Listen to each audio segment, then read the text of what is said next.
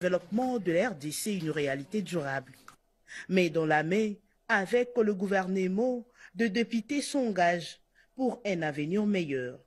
Ce lundi, à Kinshasa, la première ministre Judith Suminwa Tuluka a reçu le réseau des parlementaires pour les objectifs de développement durable. Conduit par le député John Banzalunda, ces réseaux, tout juste installés à l'Assemblée nationale, regroupent une soixantaine d'élus. Objectif, soutenir la mise en œuvre des ODD en RDC à travers de lois, du contrôle parlementaire et la sensibilisation. Nous avons remarqué que le gouvernement conduit par son Excellence Madame la Première ministre fait des efforts. Aujourd'hui, il y a déjà 18% de réalisations, ce qui est au-delà de la moyenne mondiale.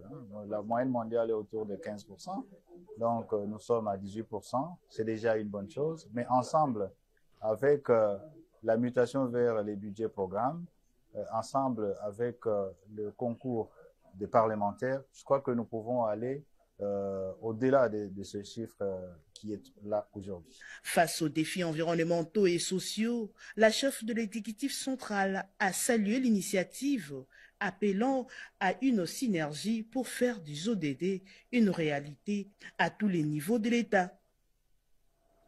Autre chose à présent, le changement climatique nécessite une bonne collaboration entre la population et les services météorologiques avec les infos en temps réel. Eugénie Tchela, vice-ministre de l'Intérieur, est allée dans les installations de Metelsat pour s'enquérir de la situation.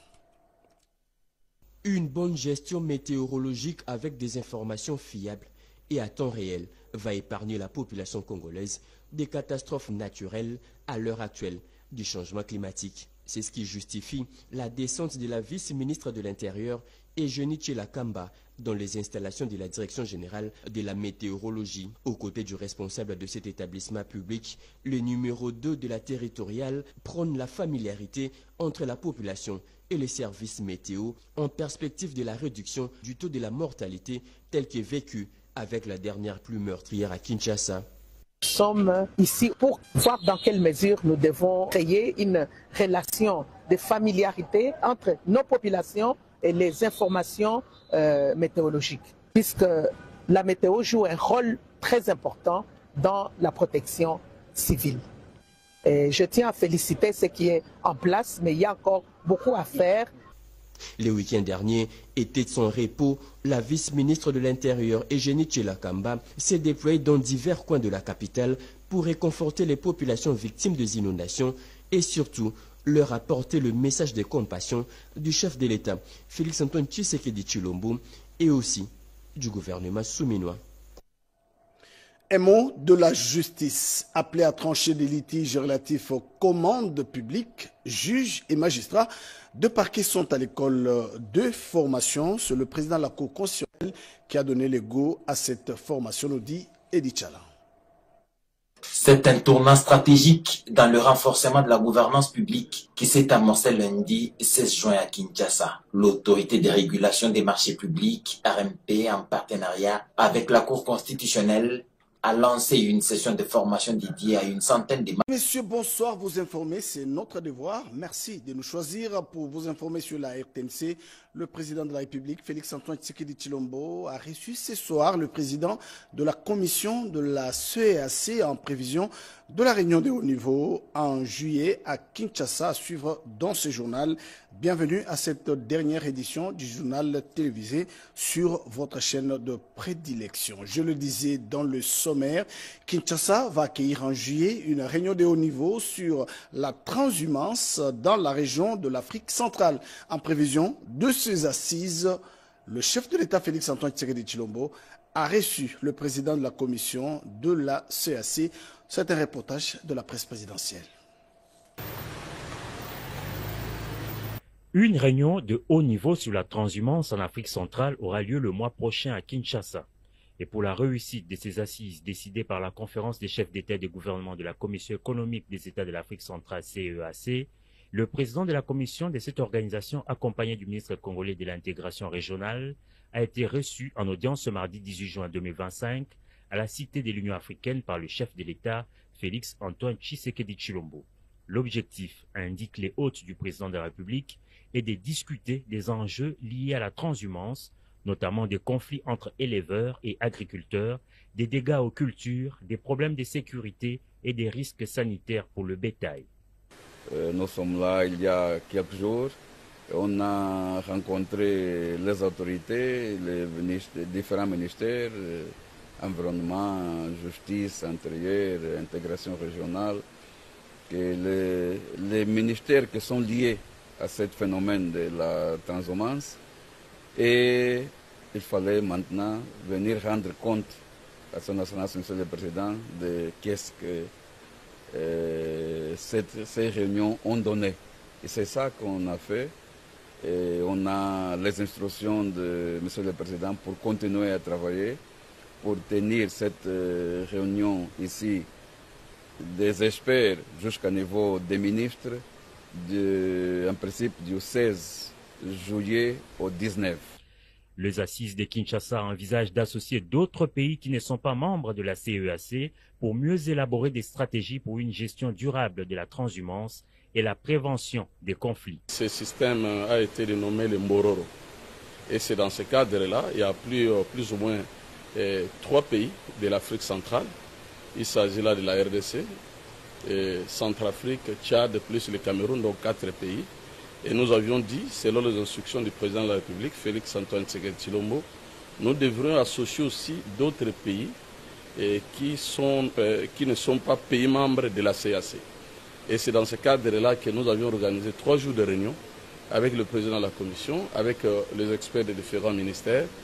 Et nous allons organiser des réunions de hauts fonctionnaires et les conseils de ministres. À ce moment-là, nous allons prendre une décision qui sera soumise au chef d'État et du gouvernement de la CEAC. La réussite de cette réunion est cruciale pour favoriser la coexistence pacifique entre les différentes communautés et garantir la durabilité de l'élevage transhumant dans la région.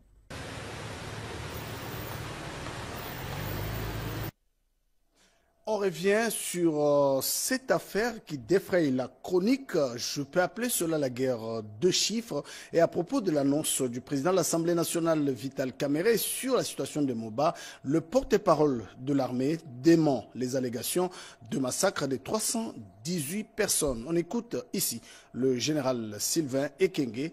Il était l'invité de notre rédaction tout à l'heure. Les forces armées de la République démocratique du Congo ont suivi, comme tout le monde, l'information faisant état de 318 personnes tuées dans la nuit du samedi 14 à dimanche 15 juin 2025 dans le territoire de Moba, province du Tanganyika. À ce sujet, les forces armées de la République démocratique du Congo portent à la connaissance de l'opinion nationale et internationale qu'aucun massacre d'une telle ampleur n'a eu lieu dans la nuit du 14 au 15 juin 2025 dans le territoire des Moba. L'information sur les prétendues 318 personnes tuées, rendue publique sans vérification préalable, est fausse et dénuée de tout fondement.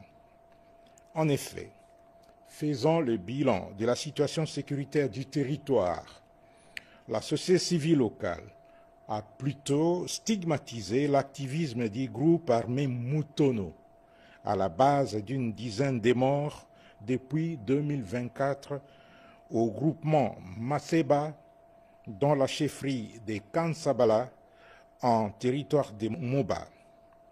Sous l'impulsion du gouverneur de la province du Tanganyika, l'administrateur de Moba a réussi à gérer la situation avec sagesse et professionnalisme. Ainsi, les forces armées de la République démocratique du Congo demandent à l'opinion de ne pas céder à la désinformation, la manipulation et l'intoxication véhiculées par des personnes mal intentionnées dans le but de nuire à la crédibilité de l'armée nationale.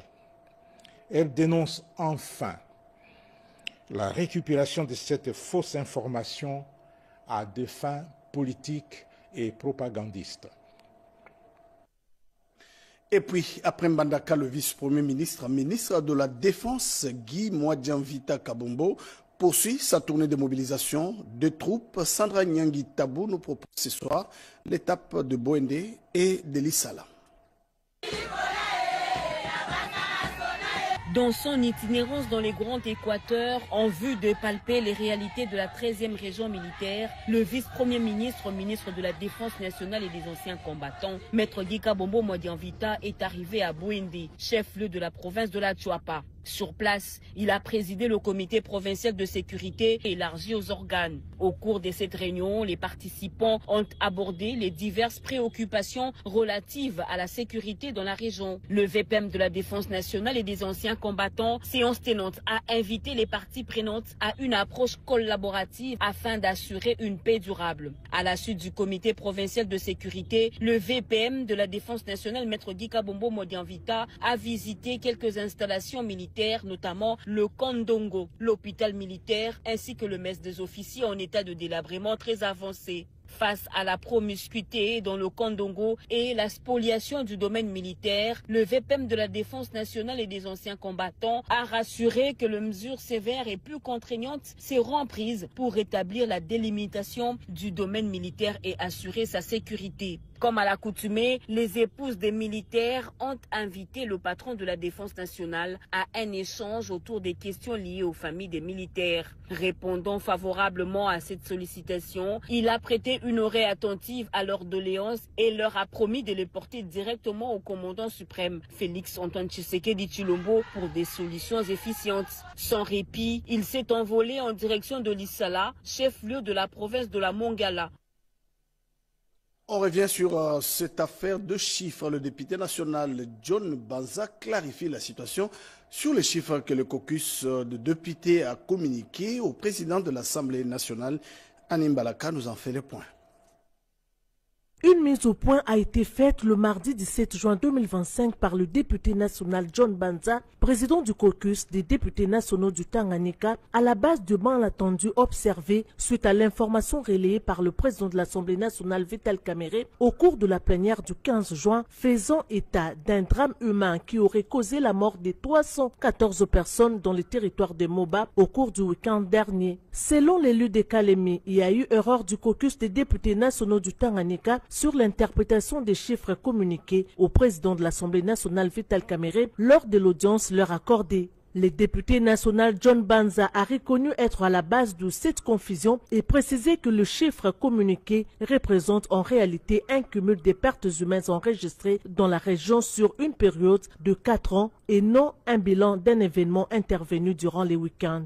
Je suis la personne la mieux placée pour porter cette correction. En fait, l'information relayée par le président de l'Assemblée nationale a été reçue de notre part. C'est le président de la société civile de Moba qui a alerté les caucus des députés nationaux qui, à leur tour, ont communiqué au président de l'Assemblée nationale. En fait, il s'agit d'un drame réel qui se déroule depuis quelques années et que les chiffres évoqués est un chiffre cumulé depuis que les atrocités ont commencé vers les années 2020 jusqu'à aujourd'hui. Donc il ne s'agit pas d'un massacre d'une seule journée ou de 2 jours ou de 2 semaines. Donc c'est sur cette période que ces drames s'est produit. Nous devrions apporter cette précision que nous n'avions pas au moment où on a communiqué avec le président. Donc le président de l'Assemblée nationale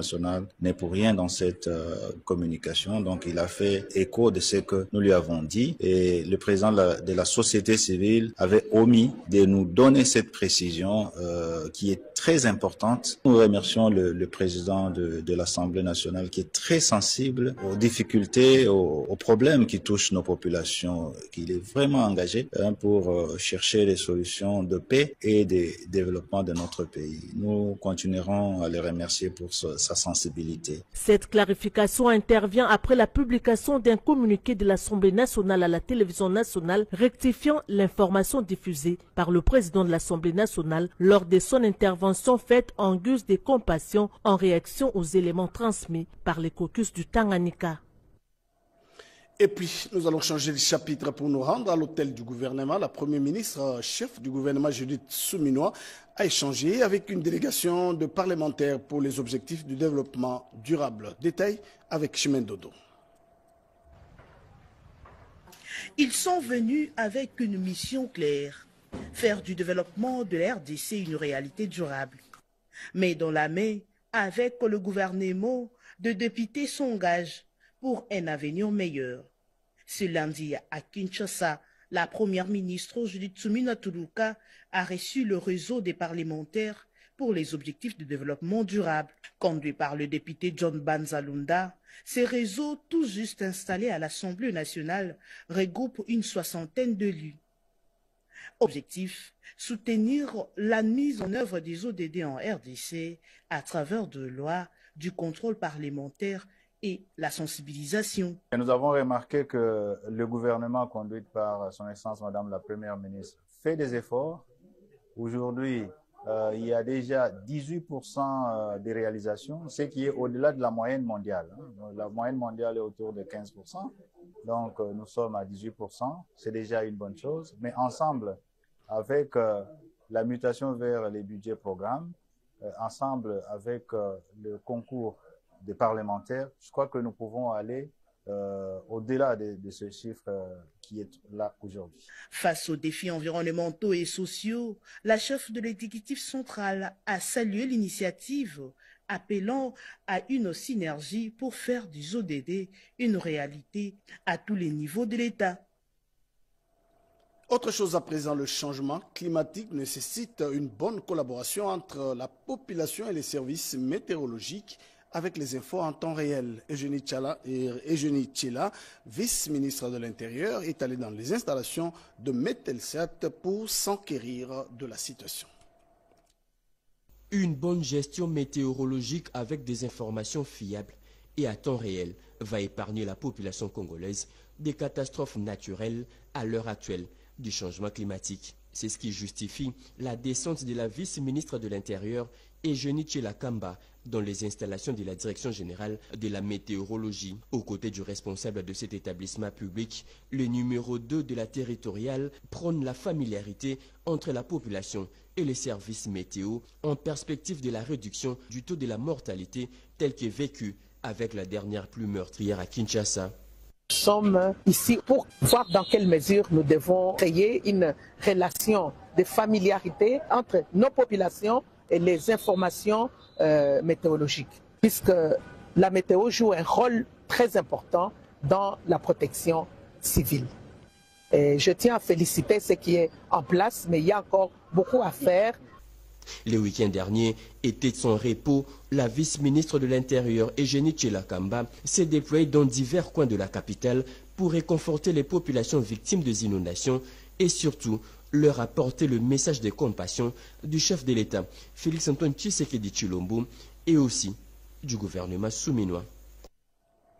Un mot de la justice, appelé à trancher des litiges relatifs aux commandes publiques, juges et magistrats. Deux parquets sont à l'école de formation. C'est le président de la Cour constitutionnelle qui a donné le go à cette formation, nous dit Edi Tchala. C'est un tournant stratégique dans le renforcement de la gouvernance publique qui s'est amorcé lundi 16 juin à Kinshasa. L'autorité de régulation des marchés publics, RMP, en partenariat avec la Cour constitutionnelle, a lancé une session de formation dédiée à une centaine de magistrats du siège et du parquet. Cette initiative a pour objectif de doter l'appareil judiciaire d'outils techniques et juridiques solides pour mieux appréhender les subtilités de la commande publique. Le président du conseil d'administration de l'ARMP, Armand Djamalakalinda, a salué la présence des hauts magistrats du pays, rappelant la noblesse et la complexité de leur mission. Le président de la Cour constitutionnelle, Dieudonné Kamoleta, a quant à lui salué cette idée de l'ARMP pour sa pertinence dans un contexte où la maîtrise du cadre légal et réglementaire régissant les marchés publics devient indispensable pour les acteurs judiciaires, souvent appelés à se prononcer sur des contentieux liés à la commande publique. Les marchés publics constituent un pilier fondamental de l'action publique. Ils sont à ce titre un vecteur essentiel de développement, mais également un domaine exposé au risque d'irrégularité, de corruption et de mauvaise gouvernance. Ce séminaire de formation a donc pour ambition de doter les participants des connaissances nécessaires à une compréhension approfondie afin de permettre un contrôle plus rigoureux, une meilleure prévention des dérives et une répression efficace des infractions liées au marché public. Plus qu'une simple formation, cette rencontre étalée sur 3 semaines symbolise une volonté conjointe de bâtir un socle de collaboration durable entre le pouvoir judiciaire et cet organe de régulation. Un partenariat qui s'inscrit dans une dynamique de transparence, de redevabilité et de lutte contre la corruption dans la commande publique. Et puis plusieurs avancées sont enregistrées dans le secteur de l'aménagement au sein de l'actuel gouvernement. Parlons ce soir de l'élaboration de la politique nationale de l'aménagement du territoire. Eric Kabamba nous donne le détail. Une mobilisation au-delà de toute attente, des milliers de dizaines de la population du district de la Funa ont envahi tôt le matin le terrain à Sousa pour accueillir triomphalement et au rythme des chants et des danses le ministre d'État en charge de l'aménagement du territoire et autorité de référence du parti agissant pour la République, Maître Guy Luandomboyo. Après l'intervention du fédéral de la Funa, Nata Bemba, le secrétaire général Maître Camille Richard Kalele, saluant la mobilisation historique, a remis le micro à Maître Guy Luandomboyo pour s'adresser à la foule. Le ministre d'État a tout d'abord amené le sien dans un profond moment d'adoration et de prière pour le retour de la paix en RDC. Au-delà du soutien total à la vision du chef de l'État Félix-Antoine Tshisekedi Tshilombo, qu'il a témoigné, Guy Luandomboyo a aussi rappelé que l'unique voie d'accession au pouvoir demeure la voie électorale. Les avancées enregistrées par le gouvernement souminois en général et au sein de l'aménagement du territoire en particulier étaient aussi prêchées par le ministre d'État, Maître Guy Luandomboyo. La première femme à être nommée comme Premier ministre, Maman Judith Soumino Atuluka, j'ai la fierté d'annoncer au monde entier que tous les outils de planification spatiale, grâce à la vision de Mboka, aussi politique nationale et aménagement du territoire, aussi loi et aménagement du territoire, aussi schéma national et aménagement du territoire, cadre et aménagement du territoire, Onganazali, ministre sectoriel. Après cette mobilisation réussie, grâce à l'implication du secrétaire général Maître Camille Richard Kalele et ses compagnons, dont Germaine Chinya Manzolantima, vice-présidente de l'Assemblée provinciale et interfédérale de Kinshasa, le parti agissant pour la République donne rendez-vous à la population le 28 juin prochain au stade Vélodrome de Kitambo. Et puis parlons de l'activité du secrétaire général de l'UDPS avec le député national Roukena qui est venu dénoncer les comportements de certains individus qui créent l'insécurité à l'est du pays. En sa qualité de député national de l'UDPS, Lévis Urukema Makangura est venu dénoncer l'attitude paternaliste de Kagame et exprimer son désaccord avec les comportements manifestés par certains compatriotes qui, sous prétexte de protéger la minorité dans les hauts plateaux dans le sud Kivu, créent un climat délétère qui ne cadre pas avec la vision du chef de l'État Félix-Antoine Tshisekedi sur la cohabitation pacifique. À cet effet, le leader Ouvira appelle ses compatriotes à ne pas tomber dans les pièges de l'envahisseur pour qu'il justifie sa présence en République démocratique du Congo. Cette situation interpelle tout le monde parce qu'il y a certains comportements qui sont affichés par certains compatriotes congolais. Ils posent des actes comme s'ils roulaient pour le compte de l'ennemi. Et là, ils enchérissent le prétexte qui est toujours avancé par l'agresseur, le régime de Kigali, qui, selon lui, vient au Congo pour protéger les Tutsis. Alors qu'en réalité, il n'y a aucun Tutsi, aucun Munyamulenge qui l'a appelé pour défendre sa cause. Nous avons des responsables auprès desquels nous soumettons les moindres difficultés qui sont au sein des communautés et ils sont à même de les résoudre. Mais ces compatriotes congolais s'emportent aux civils, même aux policiers. À son tour, le président intermédiaire de l'UDPS Honorable Augustin Kabouya a pris l'engagement de faire rapport acquis des droits. C'est dans une ambiance de convivialité que ces élus nationaux se sont séparés. C'est officiel, la première fille de l'Union sacrée de la nation, Fifi Masuka, et membre du Présidium, a transmis les noms de membres qui vont siéger à la conférence de présidents dont l'annonce est imminente. C'est le questeur adjoint du Sénat, Pascal Bitika, qui a transmis cette lettre au professeur André Mbata, secrétaire permanent de l'Union sacrée de la nation. Suivez. Poignée de main fraternelle entre le secrétaire permanent de l'Union sacrée de la nation, le professeur André Mbata Betoukoumé Soumangou, et le questeur adjoint du Sénat, Pascal Bitika, porteur d'une lettre de l'autorité morale de la plateforme Fifi Masuka, désignant les noms des membres du regroupement A24, A25 et AN pour siéger à la conférence de présidents de l'Union sacrée de la nation. Le secrétaire permanent a officiellement reçu cette lettre de Marie-Thérèse Fifi Masuka. Ces désignations visent à assurer une représentation équilibrée et à renforcer l'unité au sein de l'Union sacrée de la nation. Si d'abord il y a la propreté qui est visible et les sérieux, parce que comme vous le savez, notre secrétaire permanent c'est quelqu'un qui incarne l'idéologie du président de la République. Et comme vous le savez encore, que notre secrétaire permanent, c'est quelqu'un qui a une sens élevé de patriotique et c'est un fin politique. Nous, on l'appelle souvent Caïman.